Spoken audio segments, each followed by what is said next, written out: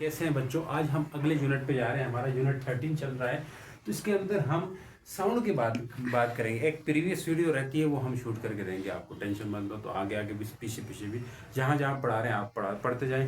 तो कोई चीज़ रहेगा नहीं, लाइव लेक्चर भी रहेगा आपके साथ और एक इंस्ट्रक्शन ज़बरदस्त सा, जहाँ से डाउट आता है पूछ लिया करें। अच्छा, और लाइव के अंदर तो आपने दर से पूछना है। तो बात करेंगे हम साउंड के ऊपर कि साउंड चैप्टर का नाम है भाई। इसके अंदर आगे हम साउंड की मुख्तलिफ प्रॉपर्टीज़ के बारे में डिस्कस करेंगे ही करेंगे। लेकिन शुरू में बेसिकली साउंड होता क्या है, बेसिकली साउंड वेव क्या होती है। तो कहा जाता है कि साउंड इज क्या है भाई, साउंड एक ऐसी वेव है, यानी कि मैकेनिकल वेव है। क्या बात हो रही है? साउंड मैकेनिकल वेव है। ये हम पिछले वाले चैप्टर के अंदर, वेव वाले चैप्टर के अंदर डिस्कस कर चुके हैं। साउंड वेव एक मैकेनिकल वेव है। मतलब सर क्या हुआ इसका कि मीडियम पे डिपेंड करेगी। तो हम इस बात को लिख सकते हैं, साउंड वेव क्या है मेरे भाई? Sound wave is a mechanical wave. क्या बोलेंगे? Mechanical wave. साउंड वेव क्या है? Mechanical and longitudinal wave. अब इस बात को गौर से सुनना, मैकेनिकल एंड लॉन्गिट्यूडनल मतलब इसका बताएं सर। लॉन्गिट्यूडनल वेव है, मैकेनिकल है, हाँ है। लॉन्गिट्यूडनल है, हाँ लॉन्गिट्यूडनल भी है। तो इसी बात को हम आगे बढ़ाते हैं। Sound wave is a mechanical and longitudinal wave. कि इस बात का मतलब क्या हुआ सर कि मैकेनिकल का मतलब है कि डिपेंड्स ऑन मटेरियल मीडियम मतलब क्या हुआ सर? मटेरियल मीडियम पे डिपेंड करते हैं। साउंड वेव मटेरियल मीडियम पे। मटेरियल मीडियम कौन कौन से हो सकते हैं? मटेरियल मीडियम में हमारे पास एयर हो सकती है, और सर सॉलिड हो सकता है, और सर लिक्विड हो सकता है। यही तीन चीजें भाई होंगे तो साउंड वेव ट्रेवल करेगा, अदरवाइज नहीं करेगा। Sound wave need a material medium which means is require a medium such as air, water and solid. Air, solid and liquid भी बोल सकते हो। समझ चुके हो कि नहीं? हाँ सर। अब मैं बात कर रहा हूं longitudinal wave. Longitudinal wave what does it mean? क्या मतलब है इस बात का सर? इस बात का मतलब ये समझो कि जो लॉन्गिट्यूडनल वेव होती है, हाँ सर, वो कैसी होती हैं कि यहाँ पे वेव मोशन और पार्टिकल जो ऑसिलेट, देखो कोई भी वेव जाएगी, हम ये बात पहले अच्छे से कर चुके हैं कि कोई भी वेव रहती है, हाँ सर वेव रहती है, वो क्या करवाती है? डिस्टर्बेंस करवाती है। डिस्टर्बेंस बोले तो सर यानी कि ऑसिलेशन करवाती है। किस चीज की करवाती है डिस्टर्बेंस? मतलब ऑसिलेशन करवाएगी किस चीज की? या तो उस मीडियम, जिस मीडियम में जाएगी, हाँ सर, उस मीडियम के क्या करेगी? मीडियम के पार्टिकल्स क्या करते हैं? पार्टिकल्स ऑसिलेट करेंगे। मैं कहूं अगर कोई वेव है वो डिस्टर्बेंस करवाएगी, यानी ऑसिलेशन करवाएगी किसकी? मीडियम के पार्टिकल्स की ऑसिलेशन करवाएगी। इतनी बात समझ गए? Particle of medium oscillate. तो in case of sound wave it depends on medium, मतलब मैकेनिकल होगी। लॉन्गिट्यूडनल का मतलब क्या होगा कि ऑसिलेशन पार्टिकल की हमने कही थी दो तरह से हो सकती है। किसी भी मीडियम में वेव जाती है तो वो ऑसिलेशन करवाती है, हाँ सर करवाती है। तो वो दो तरह के ऑसिलेशंस करवाती है। अगर पार्टिकल्स की ऑसिलेशन वेव मोशन के पैरेलल हो रहा हो, मतलब क्या सर? वेव आगे जा रही, हाँ सर वेव आगे जा रही, और पार्टिकल भी आगे पीछे ऑसिलेट कर रहे हैं। आगे पीछे ऑसिलेट मतलब इधर जाएंगे फिर पीछे आएंगे, फिर इधर जाएंगे फिर इधर जाएंगे। तो मतलब मेरे भाई क्या समझे इसको? ऑसिलेशन ऑफ पार्टिकल कैसा है? यानी कि पैरेलल है। क्या है मेरे भाई? पैरेलल है। किस चीज के? वेव मोशन के। वेव मोशन के पैरेलल है। जब पार्टिकल का ऑसिलेशन वेव मोशन के पैरेलल हो जाए तो उसको कहा जाता है लॉन्गिट्यूडनल वेव। तो इस बात को हम समराइज कर देते हैं। क्यों ना हम ऐसा कह दें कि इन case of, because sound wave is a longitudinal wave, because particles, ये क्या है मेरे भाई? पार्टिकल ऑफ मीडियम है। क्या है मेरे भाई? पार्टिकल्स ऑफ मीडियम है। Because particles of medium oscillate parallel to the wave motion, oscillate parallel to the wave motion. ठीक है? This type of wave what will be, इस तरह की वेव को क्या कहेंगे मेरे भाई? इस तरह की वेव को कहेंगे लॉन्गिट्यूडनल है। क्या ये बात समझ आ चुकी है आप लोगों को? हाँ सर आ चुकी है। आगे चलिए आगे चलिए। अगर समझ आ गई तो क्या, हाँ नेक्स्ट बात हम कर लेते हैं। How sound wave produce, source of sound क्या होता है? क्या सर सोर्स ऑफ साउंड क्या होता है? मैं यही कहना चाह रहा हूँ, सोर्स ऑफ साउंड क्या हो सकता है, यानी कि साउंड का सोर्स क्या हो सकता है? साउंड कहाँ से निकलेगा? जहाँ कहीं वाइब्रेशन होगा, टक टक टक टक वाइब्रेशन साउंड प्रोड्यूस होगा। यहाँ कहीं भी वाइब्रेशन करवाओगे तो वहीं से साउंड निकलेगा। तो जैसे यहाँ मैं वाइब्रेशन करवाऊँ पेन का, मार्कर का वाइब्रेशन, तो इससे क्या होगा? साउंड प्रोड्यूस होगा। इसी तरह आपके ट्यूनिंग फॉर्क दिया हुआ बुक के अंदर, वो भी एक क्या हो सकता है? सोर्स ऑफ साउंड हो सकता है। सोर्स ऑफ साउंड का मतलब क्या है? Any vibrating object can be basically the source of sound. कोई भी vibrating object source of sound हो सकता है। ये मैं टक टक कर रहा हूँ तो marker is the vibrating object, तो basically marker is the source of sound. इसी तरह मैं मेरे मुंह से बोल रहा हूँ तो मेरे मुंह के अंदर वोकल कार्ड होता है, तो इसकी भी वाइब्रेशन हो रही होती है, जिसे साउंड बॉक्स भी कहा जाता है। जो आप बायो वाले पढ़ते हैं, जो बायो पढ़ते हैं, तो उसी से वाइब्रेशन की वजह से मेरी साउंड प्रोड्यूस हो रही है। इसी के अलावा जो ट्यूनिंग फॉर्क आपके बुक के अंदर है, ट्यूनिंग फॉर्क, ये रहा है ट्यूनिंग फॉर्क, इससे भी वाइब्रेशन की वजह से साउंड प्रोड्यूस हो सकती है। अगर मैं इसको मारूं दीवार पे और पास लेके आऊं, आपको तो नहीं सुनाई देगा। अगर मेरे पास सामने होते तो आपके कान में रखता तो आपको क्या होता है सर कैमरे के सामने, हाँ माइक के पास लेके आना चाहिए ना, माइक के पास, माइक के पास आ रही आवाज थोड़ी। ये है वाइब्रेशन, वाइब्रेटिंग ऑब्जेक्ट है। तो मैं इसको टच कर रहा हूं, आवाज आ रही, थोड़ी थोड़ी आ रही है तो बोलो यार, कमेंट कर दो जैसे वाइब्रेशन आ रही। तो मतलब चलो आ नहीं रही तो कान के पास लेके जाओगे ना, बहुत लाजमी बात है, तो आएगी जरूर। तो मैंने कहा सोर्स ऑफ साउंड क्या हो सकता है, सोर्स ऑफ साउंड क्या हो सकता है, एनी वाइब्रेटिंग, क्या बोलेंगे मेरे भाई, एनी वाइब्रेटिंग ऑब्जेक्ट, कोई भी vibrating object can be basically, या बेसिकली कैन बी अडाउ बेसिकली सोर्स ऑफ साउंड, उसे क्या कहेंगे, सोर्स ऑफ साउंड कहेंगे, सोर्स ऑफ साउंड हो सकता है। ठीक है जी। जैसे आपके एग्जाम्पल बुक में दिए है क्लिपिंग ऑफ हैंड, यानी कि आप जब हाथों को बजाते हो, हाथों को क्लिप करते हो, इससे भी साउंड निकलता है। चिरपिंग ऑफ बर्ड्स, ये आपके बुक के एग्जाम्पल है, आप अपने बाहर से भी दे सकते हो। जैसे मैंने आपको ट्यूनिंग फॉक दिखाया, इसकी वाइब्रेशन की वजह से भी साउंड प्रोड्यूस हो, चिरपिंग ऑफ बर्ड्स। ठीक है। इसके बाद आपका स्कूल का बेल है, उसकी वाइब्रेशन से भी साउंड प्रोड्यूस हो सकता है। म्यूजिकल इंस्ट्रूमेंट है, ये जैसे बाजा हो गया, इन सब से भी साउंड प्रोड्यूस हो सकता है। आपकी बुक में एग्जांपल है, उनको ले लें, नहीं तो कोई मसला नहीं है, कोई भी बाहर से दे सकते हो मेरे भाई। तो सोर्स ऑफ साउंड आया। अब नेक्स्ट बात, आपकी बुक के अंदर साइड पे चले जाओ, पॉइंट टू पॉन्डर दिया हुआ है, और पॉइंट टू पॉन्डर में क्या करना होता है, एक पॉइंट टू पॉन्डर से बहुत बेहतरीन क्वेश्चन बन सकता है। कैसे क्वेश्चन बन सकता है, हाउ, क्वेश्चन ये बन सकता है उस पॉइंट टू पॉन्डर से मेरे भाई, हाउ, अगर पॉइंट टू पॉन्डर से पूछे हाउ साउंड ट्रांसमिट, कैसे साउंड ट्रांसमिट करता है, कहाँ पे, ट्रांसमिट इन स्टेथोस्कोप, स्टेथोस्कोप जो डॉक्टर के उसमें होता है, स्टेथोस्कोप, स्टेथोस्कोप में साउंड कैसे ट्रांसफर करता है, वहाँ पे लिखा हुआ है अच्छे से। मैं उसको आसान कर देता हूँ आपके लिए, वो अगर पूछ भी सकता है स्टेथोस्कोप के अंदर साउंड कैसे ट्रांसमिट होता है, चलता है। तो बेसिकली स्टेथोस्कोप जो डॉक्टर, अगर आपका बुखार नहीं, हार्ट बीट चेक करने के लिए करता है ना, सीने में रखता है और अपने कान में रखता है, तो चेक कर दिल धड़कता है कि नहीं धड़कता है। तो उसके लिए क्या होता है जी, उसके स्टेथोस्कोप और उसके कानों में जो लगती है चीज़ें, ठीक है, उसके बीच में एक पाइप होती है जिसे हम एयर फिल्ड ट्यूब भी कहते हैं। ये क्या है, एक पाइप है और उसके अंदर हवा भरी होती है। तो हवा यानी साउंड ट्रांसमिट होता है थ्रू एयर, हवा में से ट्रांसमिट हो जाएगा, उसके अंदर हवा भरा होता है। वो पाइप जो डॉक्टर के कानों तक जा रही होती है, दोनों पाइप्स, तो उनके अंदर हवा भरा होता है, थ्रू साउंड ट्रांसमिट करेगा उस ट्यूब के जरिए, और ट्यूब के अंदर क्या भरा होता है, हवा भरा होता है। तो हम लिख सकते हैं वहाँ पे जो साउंड है वो क्या कह सकते हैं, साउंड कैसे होगा। अब इससे आगे की कहानी भी है, मैं बताता हूँ। साउंड ट्रांसमिट करेगा थ्रू एयर फुल, क्या जी, through air fill tube, through air fill tubes, उन एयर फिल ट्यूब्स के थ्रू ट्रेवल करेगा, through an air fill tubes, यानी एयर फिल ट्यूब के थ्रू ये ट्रेवल करेगा। Sound transmit through an fill, air fill है यार, एन नहीं है, ये क्या है मेरे भाई, एयर फिल ट्यूब्स के थ्रू क्या कर देता है, साउंड ट्रेवल कर देता है। ये बात तो समझ गए सर। नेक्स्ट बात आप क्या करने वाले, नेक्स्ट बात मैं ये करूंगा कि अगर ये किसके थ्रू ट्रेवल करता है, एयर फिल ट्यूब्स के थ्रू करता है, हाँ करता है। तो नेक्स्ट बात क्या आ जाती है, अगर एयर फिल ट्यूब के थ्रू ये क्या करता है, ट्रांसमिट करता है, तो बात क्या आ जाती है, एक उस स्टेथोस्कोप का एक डायाफ्राम होता है।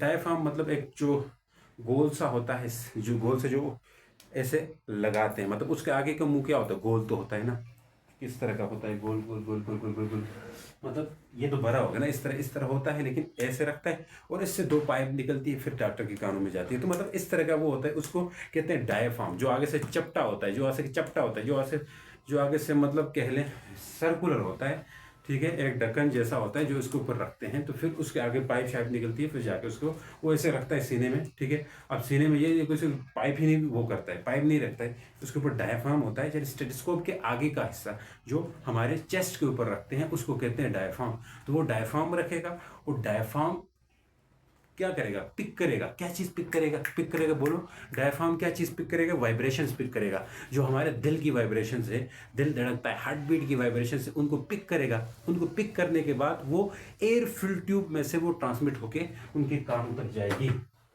ठीक है, तो हम कह सकते हैं when a diaphragm of stethoscope, अगर थोड़ी बात को हम आगे लेके जाना चाहते हैं, when a diaphragm of stethoscope, stethoscope का जो डायफ्राम है, ठीक है, प्लेस कहाँ रखा जाए मेरे भाई, प्लेस अवर चेस्ट, किसके ऊपर रखा जाए, चेस्ट के ऊपर, देन क्या करेगा, it pick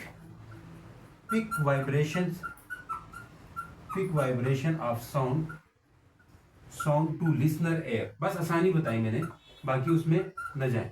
listener air through pressure wave, भाई प्रेशर वेव बनेगी कहाँ पे, हवा में, pressure wave in air filled tube. बस मेरे भाई, बस सर ये समझा भी दे क्या आप कह रहे हैं आप।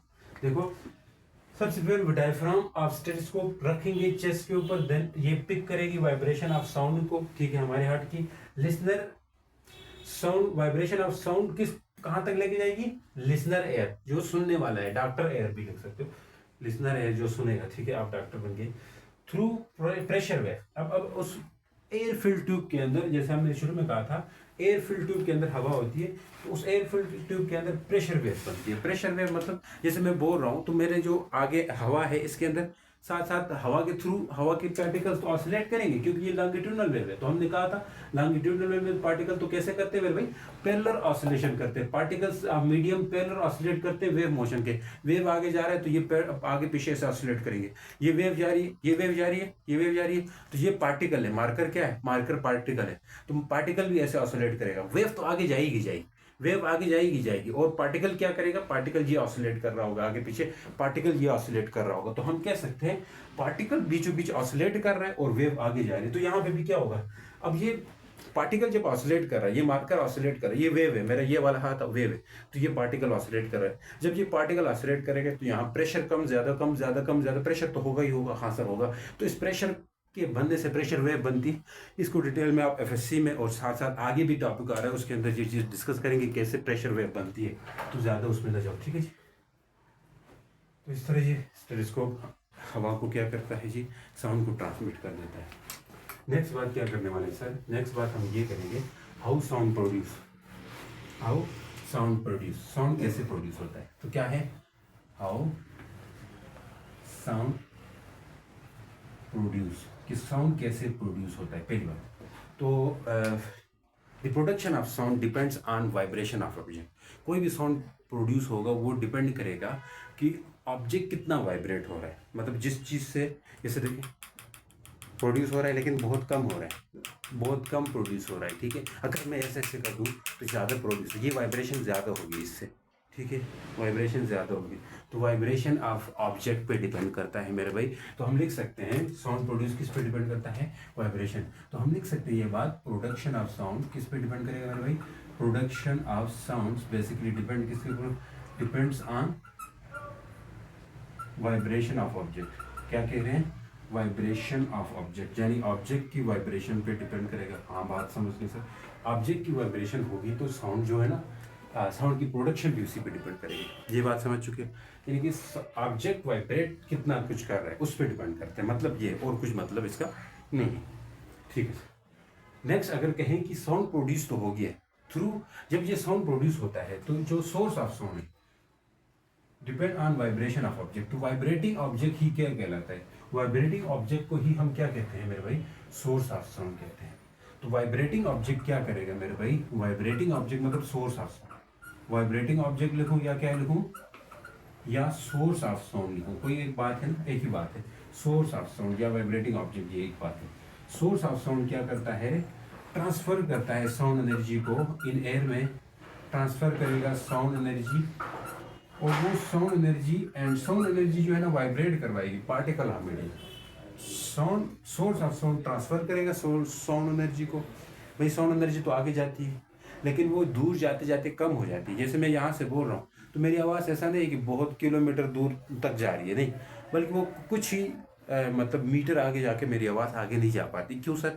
क्योंकि हमने तो एनर्जी जो दी है साउंड को, बोलने में जो एनर्जी में जा रही है, जैसे मैं बोल रहा हूँ तो वो एनर्जी दूर तक नहीं जाएगी। जैसे आप यहाँ एक शहर में बोल रहे हो तो आपकी आवाज़ किसी दूसरे शहर में जाए, ऐसे नहीं कि आपकी जो साउंड की एनर्जी है, क्योंकि वो आगे जाते जाते कम होती जाती है। ऐसा क्यों सर? क्योंकि आगे जाते जाएगी तो साथ ही साथ ये एयर के पार्टिकल्स को क्या कराएगी? ऑसिलेट करवाएगी, यानी कि डिस्टर्ब करवाएगी, टू एंड फ्रो करवाएगी या बैक एंड फॉरवर्ड कराएगी। जैसे हमने कहा पेलर ऑसिलेट करवाएगी, तो ये पेलर ऑसिलेट करवा के ये एनर्जी कम होती जाएगी। जितनी कम होती जाएगी आवाज़ की, यानी कि आवाज़ जो ऊंची है वो उतनी ही कम होती जाएगी, आवाज़ छोटी होती जाएगी और एट देन आवाज़ आगे नहीं पहुंच पाएगी। समझ रहे हो मेरी बात को? तो इसी तरह हम वाइब्रेटिंग ऑफ ऑब्जेक्ट या सोर्स ऑफ साउंड है ट्रांसफर कर देता है किस चीज़ को? साउंड एनर्जी को ट्रांसफर करेगा और वो साउंड एनर्जी वाइब्रेट कराएगी particle of medium and it vibrate particles of medium in to and fro motion. Particle of medium को टू एंड फ्रो मोशन करवाएगी, vibrate to and fro motion करवाएगी, ठीक है जी, टू एंड फ्रो मोशन कराएगी। तो in this way यानी कि प्रेशर वेव क्रिएट करेंगी एंड क्रिएट, अब ये आगे जाएंगे, create pressure wave in air. ठीक, अब ये हमें पता है कि प्रोडक्शन ऑफ साउंड के लिए वाइब्रेटिंग ऑब्जेक्ट की नीड होती है, ज़रूरत होती है। क्या ये हमेशा होगी? क्या ये एक्सपेरिमेंटली प्रूव कर सकते हैं कि साउंड के प्रोडक्शन के लिए नेसेसरी होता है कि ऑब्जेक्ट को क्या करवाएं? वाइब्रेट करें। इसके लिए आपके बुक के नीचे एग्जांपल दिए हुए 2 गिलास रखे हुए हैं, साइड पे देख लो जरा, उसके ऊपर एक ट्यूनिंग फॉग रखे हुए हैं। हाँ बिल्कुल, तो उनकी वाइब्रेशन क्या है, यानी कि सोर्स ऑफ, या अगर सवाल पूछ सकते हैं कि हाउ यानी कि कैसे, how vibrating object is necessary, how vibrating object is necessary for production of sound. ऐसे सवाल अगर पूछ लें, production TION production of sound कि कैसे ये जरूरत है, शो एक्सपेरिमेंटली, अगर ऐसा पूछे तो इसके लिए नीचे एक्सपेरिमेंट दिया हुआ है आपकी बुक में, तो वो एक्सपेरिमेंट में एक्सप्लेन करवाता हूँ आपसे। क्या नज़र आ रही चीज़ें, क्या समझ आ रही चीज़ें? जैसा तो कैसे नीड है, नेसेसरी है ऑब्जेक्ट के लिए सोर्स ऑफ साउंड, यानी कि वाइब्रेशन ज़रूरी होती है साउंड के प्रोड्यूस होने के लिए। देखिए अब मैं कोई वाइब्रेशन नहीं कर रहा हूँ, अब गिलास तो नहीं है मेरे पास, कप है आपके सामने, मैंने कप रखा और ये भी रखा, कोई साउंड प्रोड्यूस नहीं हो रहा, ऐसा है ना। तो बुक वाले ने भी एग्जांपल इस तरह दी है, जैसे आप हाथ में ये रखे हुए हैं और कह रहे हैं साउंड नहीं प्रोड्यूस, क्योंकि इसको आपने वाइब्रेट नहीं करवाया, क्योंकि अगर इसको वाइब्रेट करते हैं तो साउंड प्रोड्यूस होगी, जाहिर सी बात है, ठीक है। अब ये आप मेरे क्लास के सामने फिजिकली बैठे होते ना, फिर मैं आपको टक करके आपको समझा देता कैसे हो रहा है। अब आवाज़ आए तो ठीक है, नहीं आए तो बस समझ जाना हो गया सर। तो ये है कि अब ये है आपके पास वाइब्रेटिंग ऑब्जेक्ट, ये है आपके पास गिलास समझो इसको, मेरे पास वो तो नहीं है, ठीक है, कप नहीं है, कप है गिलास नहीं है। तो अब उन्होंने क्या कहा है कि पहले आप एक एम्प्टी कप ले लो, एम्प्टी कप मतलब पहले आप भरा हुआ कप ले ले, चलो पानी से भरा हुआ कप है, तो आप कह रहे हैं कि अगर पानी से भरा हुआ कप है, तो उसने बोला है कप नहीं, वहाँ पे गिलास है, ठीक है। वो कह रहा है एक ट्यूनिंग फॉर्क ले लो, फिर कह रहा है एक कप ले लो, गिलास ले लो, फिर कह रहा है एक नेक्स्ट चीज़ जो है वो रबर पैड ले लो। रबर पैड किस लिए होता है? ट्यूनिंग फॉर्क को टक करने के लिए होता है। भाई रबर पैड की ज़रूरत ही नहीं है, आप दीवार पर टक कर दो, कहीं भी टक कर दो, आवाज़ ही तो निकलवानी है इससे, तो कहीं से भी टक करेंगे तो निकलेगी। तो बुक वाले ने ऐसे ही वो आपको कंफ्यूज करवा रहा है, ठीक है। तो भाई ये मेरे पास ट्यूनिंग फॉर्क है और साथ ही साथ क्या है, मेरे पास गिलास है, इसको गिलास समझो, let's suppose it is a गिलास। तो आपने क्या कहा है, इसको टक करना है दीवार पे, टक करने के साथ इसको पास रखेंगे तो साउंड आएगी, ठीक है, इसको पास ले आएंगे तो साउंड आएगी। तो भाई इस तरह नहीं है कि आप इसको यहाँ पे बिल्कुल कान के करीब करेंगे तो तब आपके पास आवाज़ आएगी। तो पहले कह रहा है कि अगर आप बिल्कुल इस कप के पास ले आओ, लेकिन एक प्रोंग टच करो, इसका ये प्रोंग कहलाते हैं, ये एक प्रोंग है, ये दूसरा प्रोंग है, PRONG प्रोंग बोलते हैं, ठीक है, इंग्लिश में। तो इसका एक हिस्सा और इसका दूसरा हिस्सा है।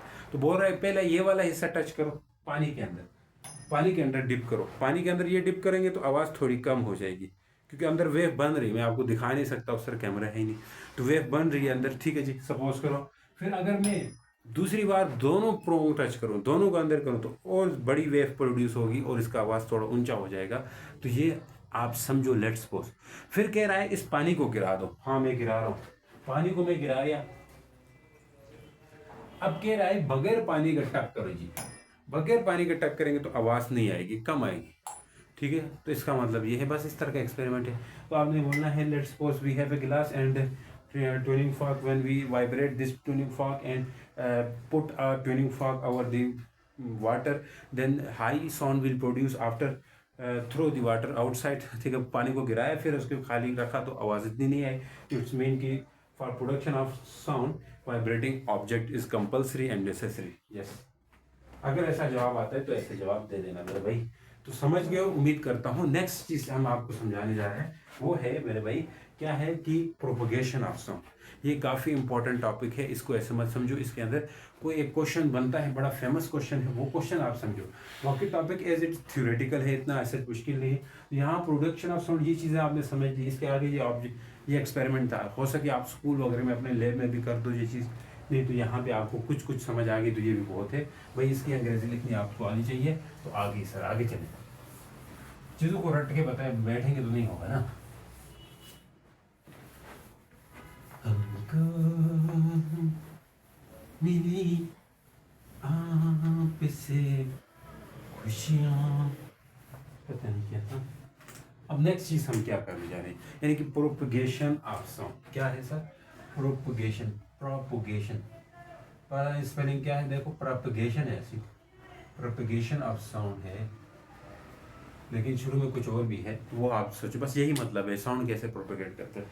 तो भाई साउंड प्रोपगेट करेगा ही करेगा, लेकिन क्यों, कब करेगा? क्योंकि साउंड को प्रोपगेट करने के लिए, मूव करने के लिए या ट्रेवल करने के लिए, प्रोपगेट का मतलब यही, उसको फैलने के लिए, उसको जाने के लिए, इसको ट्रेवल करने के लिए, उसको ट्रांसफर होने के लिए क्या चीज़ की रिक्वायरमेंट होगी? हमेशा वो रिक्वायरमेंट रहेगी उसके लिए मटीरियल मीडियम। तो बिकॉज साउंड इज अ क्या है, तो हम यहाँ से ये बात शुरू कर सकते हैं मेरे भाई। साउंड इज अ, वही बात है, mechanical and longitudinal wave. Sound is a mechanical and longitudinal wave. Therefore, इसलिए इसको क्या चाहिए होता है? Therefore, it require a material medium। इसलिए इसको क्या चाहिए होता है? Require a material medium for its propagation, propagation।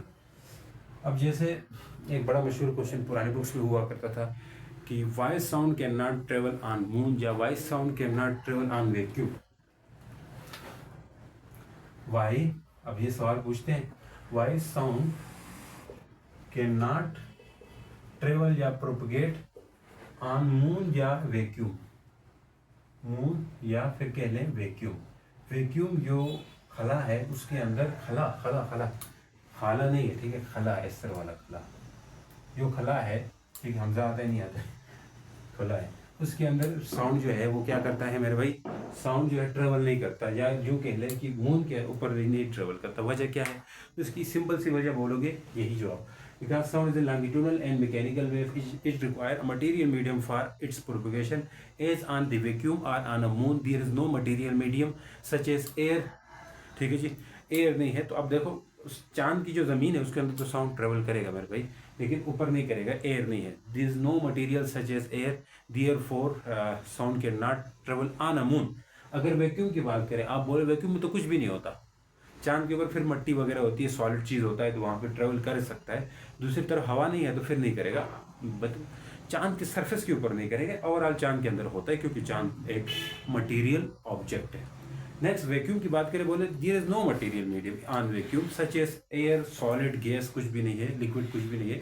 Therefore sound can not travel because sound is a mechanical and longitudinal wave.